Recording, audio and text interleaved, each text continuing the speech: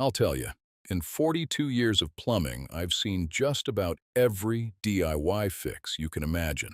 Some of them were brilliant. Most of them were disasters. I once walked into a basement where a guy had used duct tape and a C-clamp to stop a copper pipe from leaking. And honestly, I was impressed it held for 3 days. But here's the thing. Out of all the hacks, shortcuts, and tricks I've come across, there are 10 fixes that genuinely work, that any homeowner can handle, and that I'd actually put my name behind. I'm going to walk you through every single one of them today, step by step, with the exact tools and techniques I'd use myself. And stick around to the end, because I've got a bonus tip that most plumbers won't tell you for free, and it could save you from a real emergency down the road. These are the fixes I wish every homeowner knew before they ever picked up the phone and paid somebody $200 to do 10 minutes of work. Once you've got these under your belt, you'll handle the vast majority of what goes wrong in a house without spending a dime on labor. Let's get right into it. First one, unclogging a drain without chemicals. Now listen, I need you to forget everything you've seen on those commercials with the liquid drain cleaners. Those products eat your pipes from the inside out, especially if you've got older cast iron or galvanized steel lines. I've cut open pipes after years of chemical drain cleaner use, and the inside walls were worn thin as a playing card. What actually works is a combination of two inexpensive tools. A cup plunger, which is the flat-bottomed one, not the toilet plunger with the flange on the bottom, and a hand crank drain snake, sometimes called a drum auger. Start with the plunger. Fill the sink or tub with about 3 to 4 inches of standing water, so you've got liquid to create hydraulic pressure with. If you're working on a double-bowl kitchen sink, stuff a wet rag into the second drain opening, so the pressure doesn't just escape through the other side. Set the plunger square over the drain, make sure you've got a solid seal all the way around the rubber lip, and give it 15 to 20 firm, steady pumps. Controlled force is what you're after here, not wild splashing. If the plunger clears the clog, you'll hear the water suddenly rush down. If it doesn't budge after 3 or 4 sets of pumps, grab your drum auger. A 25-foot model is the right size for homeowners.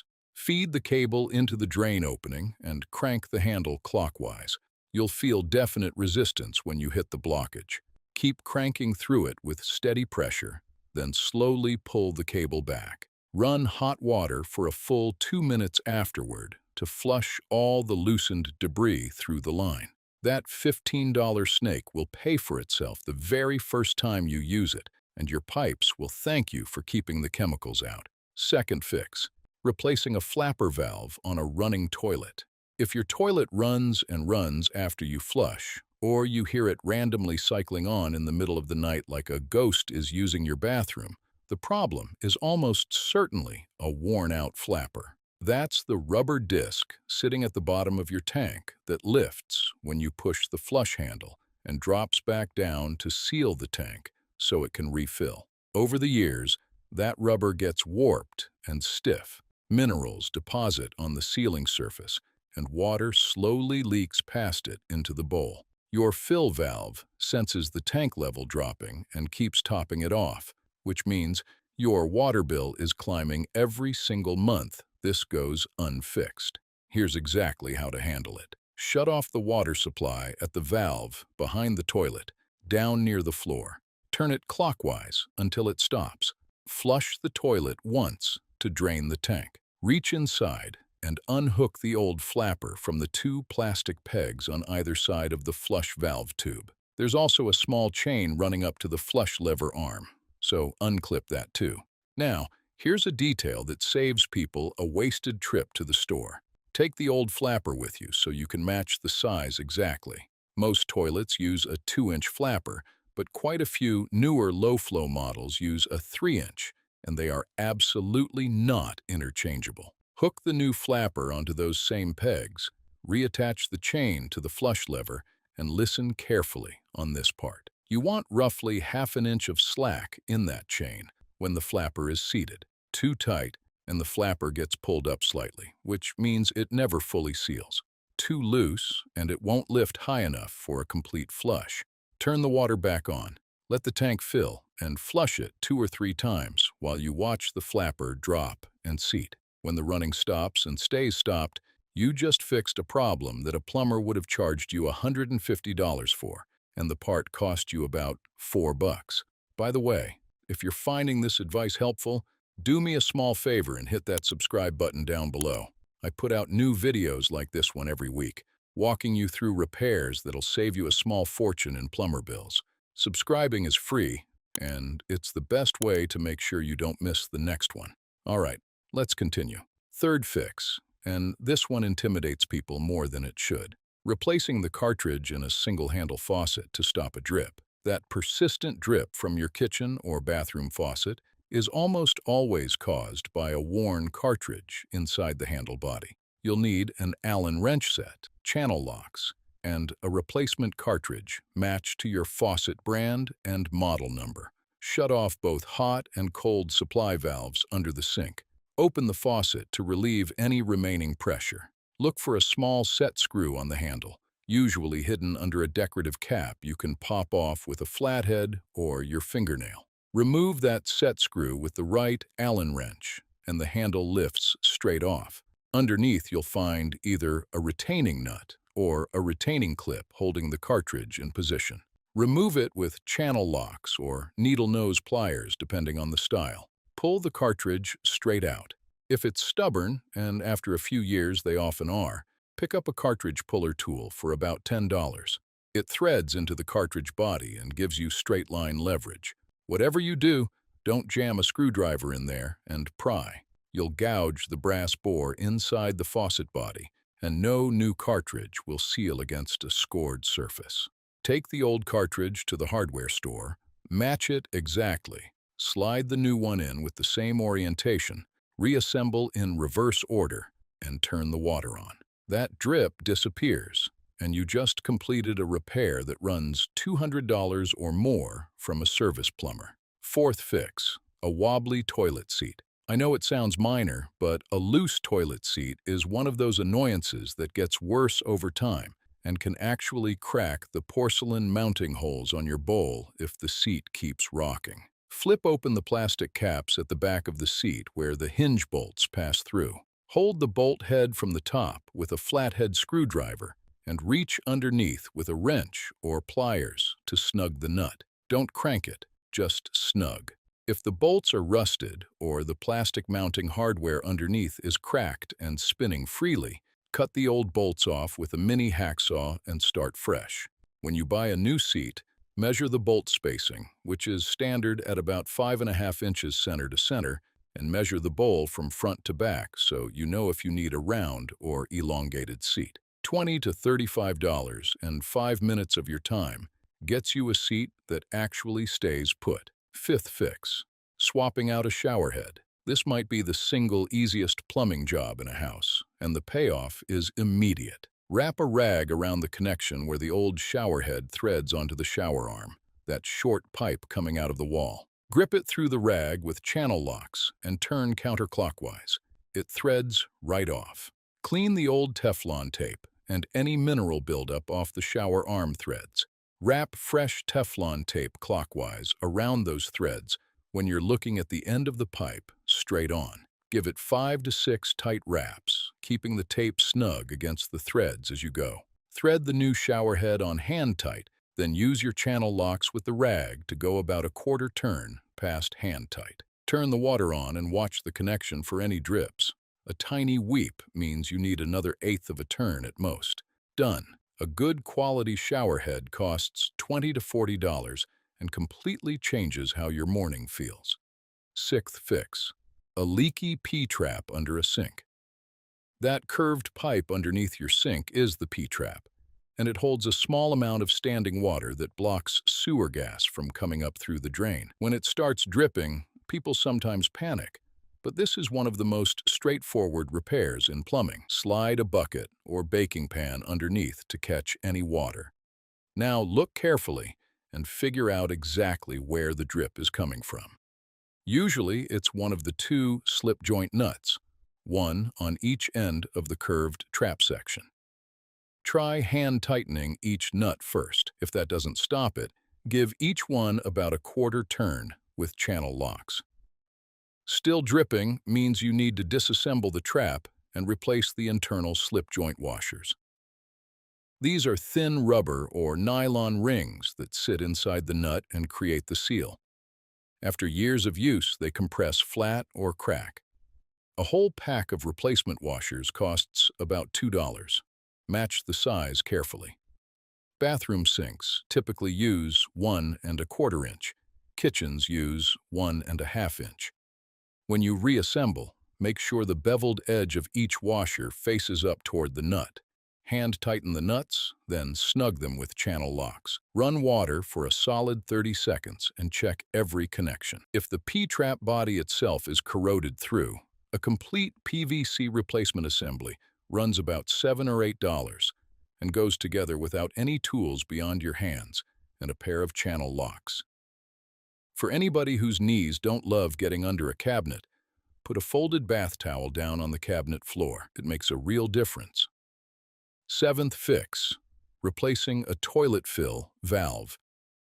When your toilet takes forever to refill or screams like a tea kettle while it's filling, the fill valve has reached the end of its life. That's the tall mechanism on the left side of your tank, with the water supply connected at its base. Shut off the supply valve, flush the toilet, and sponge out as much remaining water as you can from the tank bottom. Lay a towel on the floor, because some water will come out during the swap. Disconnect the supply line from the bottom of the fill valve using channel locks. Then unscrew the mounting lock nut underneath the tank. The old valve lifts straight out.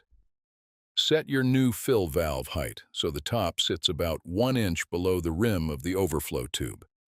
Most modern fill valves adjust by twisting or telescoping the shaft. Drop it through the hole, tighten the lock nut hand tight plus a quarter turn. Reconnect the supply line and slowly turn the water back on.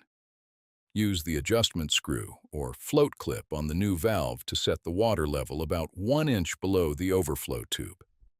This whole job takes 15 to 20 minutes. The part costs $8 to $12, and it solves one of the most annoying toilet problems there is.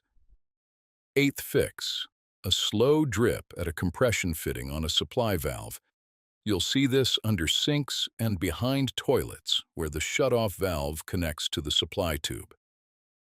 If there's a drip or a crusty mineral ring forming at that connection, the compression ferrule, that's the small brass or chrome ring inside the nut, isn't seating properly. Shut off the water at the main for this one, since you're working on the shutoff valve itself.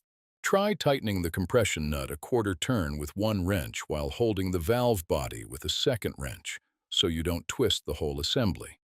Check your work by turning the main back on. If it still weeps, shut down again, remove the nut, and inspect the ferrule. If it's scored or deformed, slide it off and replace it. I've always found that solid brass ferrules seat better than the chrome-plated steel ones. Retighten to hand tight, plus about 3/4 of a turn. And I mean, stop there. Over-tightening a compression fitting is the fastest way to crack a valve body, and then a 5-minute fix turns into a full valve replacement. 9th fix. Replacing a kitchen sprayer hose. When the side sprayer on your kitchen sink loses pressure or the hose leaks underneath, the repair takes about 10 minutes. Under the sink, follow the sprayer hose to where it connects at the base of the faucet. You'll find a threaded coupling you can unscrew by hand or with pliers. Put a rag under the connection because residual water will drain out. Once it's free, pull the old hose up through the sprayer guide hole in the sink deck. Feed the new hose down through the same hole. Thread the coupling onto the faucet connection underneath and snug it up. Test the sprayer, then check underneath for drips. A universal replacement hose runs $12 to $15. Make sure you route the new hose so it doesn't kink against the disposal or catch on supply lines when you extend the sprayer. 10th fix. Flushing your water heater to remove sediment. If your water heater pops, rumbles, or doesn't get water as hot as it used to, sediment has piled up on the tank bottom. It insulates the water from the burner or element and makes everything work harder. Shut off the gas or flip the breaker. Connect a garden hose to the drain valve at the bottom of the tank and run the other end to a floor drain or outside. Close the cold water inlet at the top. Open the drain valve and open one hot faucet upstairs to break the vacuum. Let the tank drain completely. Then briefly open the cold inlet for 30 seconds to stir up remaining sediment and drain again. Repeat until the water runs clear out of the hose. Close the drain valve, open the cold inlet fully, and let the tank refill. It's full when water flows steadily from that upstairs hot faucet. Then relight the pilot or restore power. My Uncle Ray drilled this into me when I was an apprentice, and he was right. Do this once a year, and a tank water heater can easily last 15 to 20 years. Skip it, and you might get 6. Now let me cover some common problems that come up across these fixes. Stripped or frozen fasteners are probably the most frequent headache. Penetrating oil and 10 minutes of patience solve this almost every time. If a bolt is truly gone, a small hacksaw or bolt extractor gets you past it without damaging the fixture. Mismatched parts are another big one. I've seen it 1,000 times. Someone grabs the wrong size flapper or the wrong brand cartridge and doesn't realize it until they're halfway through the job. Always bring the old part with you to the store. Shut-off valves that won't fully close will catch you off guard if you're not prepared. If the local valve under the sink or behind the toilet won't shut the water off completely, go to the main and shut down there before you start work. Over-tightening is the single most common mistake I see homeowners make. Plumbing connections need to be snug, not bodybuilder tight. You'll crack plastic, split brass, and strip threads. And finally, always have a bucket and old towels staged before you disconnect anything. Every one of these 10 fixes can release water, and being ready for it keeps a small repair from turning into a cleanup project. Here's the bonus tip I promised, and honestly, this one might be worth more than all 10 fixes combined. Twice a year, walk through your house and exercise every shut-off valve you can find. Under every sink, behind every toilet, behind the washing machine, at the water heater, and your main shutoff. Turn each one fully closed, then fully open 2 or 3 times. Here's why this matters. Shut-off valves that sit untouched for years seize up internally. Mineral deposits lock the stem in place, and you will not discover that a valve is frozen until you have a genuine emergency and desperately need it to work. Exercising them keeps the internal components free and gives you a chance to identify a failing valve before it matters. It takes about 15 minutes to hit every valve in a typical house. Those 15 minutes could save you from catastrophic water damage someday. I do it every spring and fall in my own 58 ranch, and I've caught 3 bad valves over the years before they became real problems. That's how my Uncle Ray taught me, and that's how I'm teaching you. Before you go, if you got something out of this video, do me one last favor and hit that subscribe button. I put out new videos every week covering real-world plumbing repairs, money-saving tips, and the kind of know-how that takes years to pick up on the job. Subscribing costs you nothing, and it makes sure these videos show up in your feed when you need them. Thanks for watching, and I'll see you in the next one.